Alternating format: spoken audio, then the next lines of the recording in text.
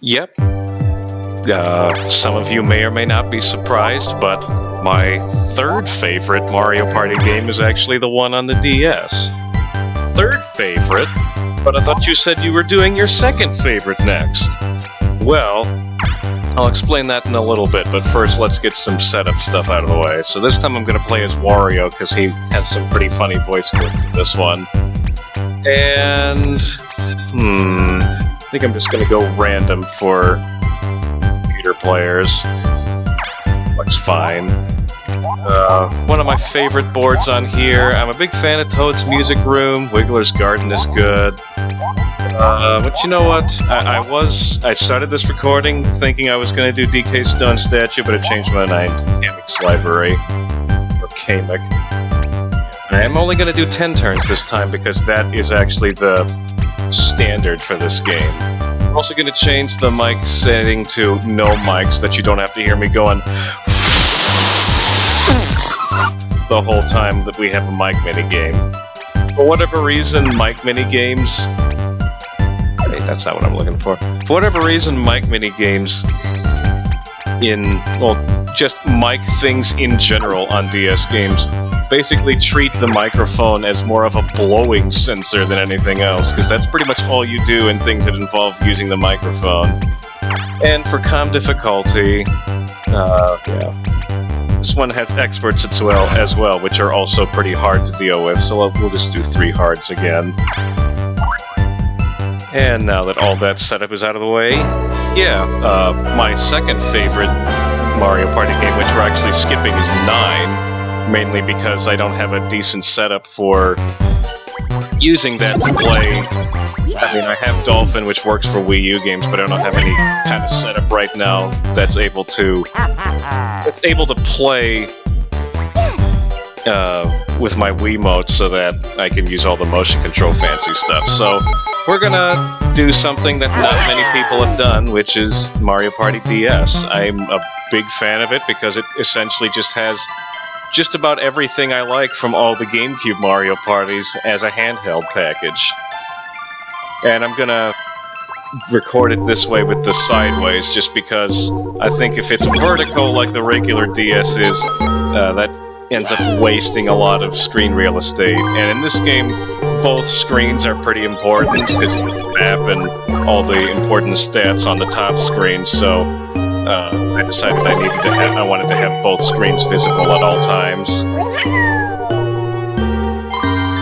Yeah, this one is interesting in just how it combines a lot of different things that were in multiple different Mario Party games. So it has items like 2, 3, and 4, but it also has hexes, which are things that you place on spaces for traps, like 5, 6, and 7.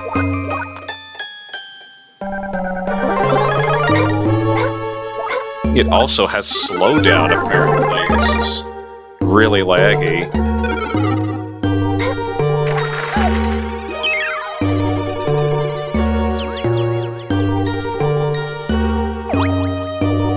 Alright, I think I might stop recording at the end of this first turn, just to see if there's anything I can do to avoid all this lag.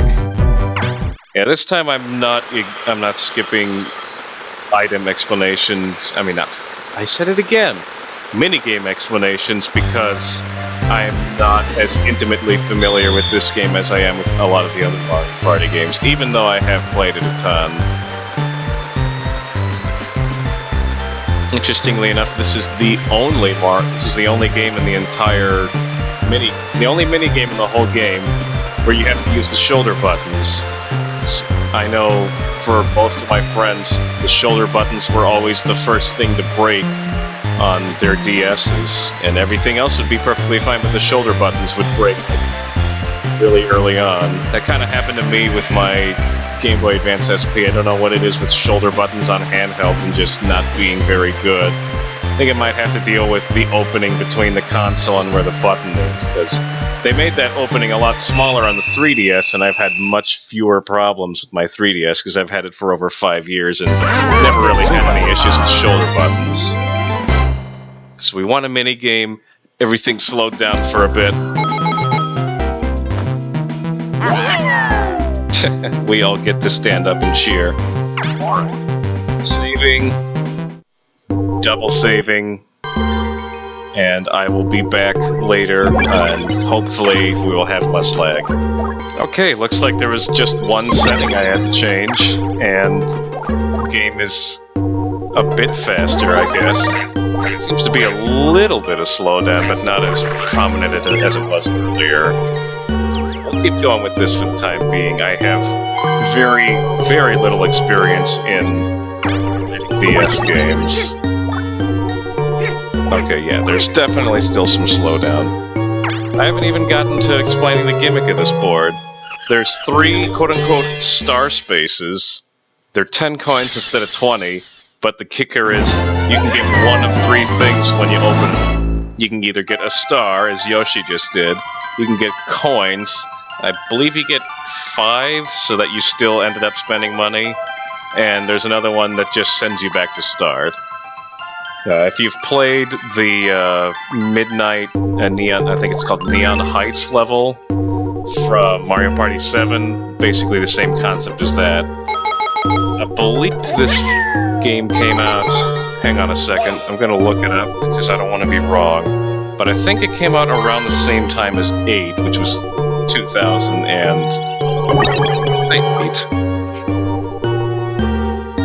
Alright, give me 10 coin hex. Oh yes, one really awesome thing about items in this game is number 1, they're super cheap, like crazy cheap, like double dice set for 3 coins. The other really nice thing is that you can buy as many items as you want in one go, so I usually like to hit up at least 2 double dice sets.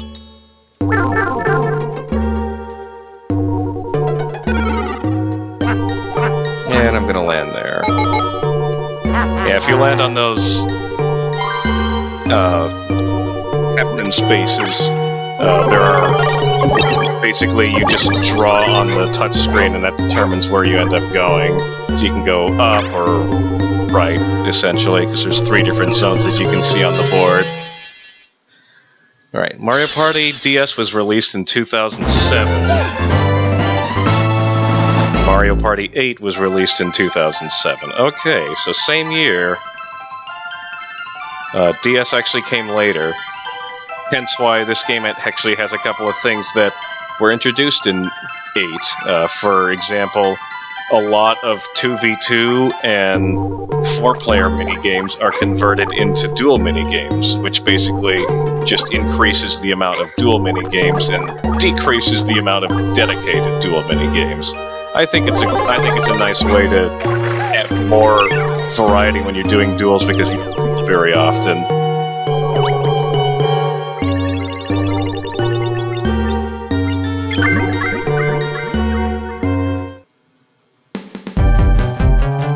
Alright, I gotta use the touch screen, so I'm still using a controller for all the controller bits, but I also, have my mouse here, and that's what I'm going to be doing for all the touchscreen stuff. I will crush you! Oh wow, that was really easy. I'm a superstar! Oh my gosh. Okay, well, another turn, another save. Another save state, and stopping the recording again to see if I can do anything else about this. Alright, after changing some more settings, let's see if that does us any better. Someone's probably going to comment on this eventually and tell me about all the things I did wrong, but what can I say? This is a learning process for me. He got spat, but he wasn't wearing spats. That was a forced joke, but I don't care. So, there's 2 jars on the board right now, which means one of them has the star and one of them has coins, because we already saw the one that eats you and sends you back to start. For whatever reason, Yoshi is simply not interested in finding out what this one that's right next to us is. Does that mean that he knows exactly what's in it? Well, I'm willing to take a risk and find out. Let's see, it is... I only need a 4 to get there, but if I have more space, I'm gonna throw it somewhere. That looks good. Well, that's lame. I'm gonna go down here. I picked someone to give coins to. Let's see here. Well, the jars only cost 10 coins. Normally I would give it to whoever's in last. I'll give it to Peach because she has the fewest coins. During the last 5 turns, all of these friendship spaces turn into duel game spaces, so there's usually a lot of duels on the last 5 turns because of that.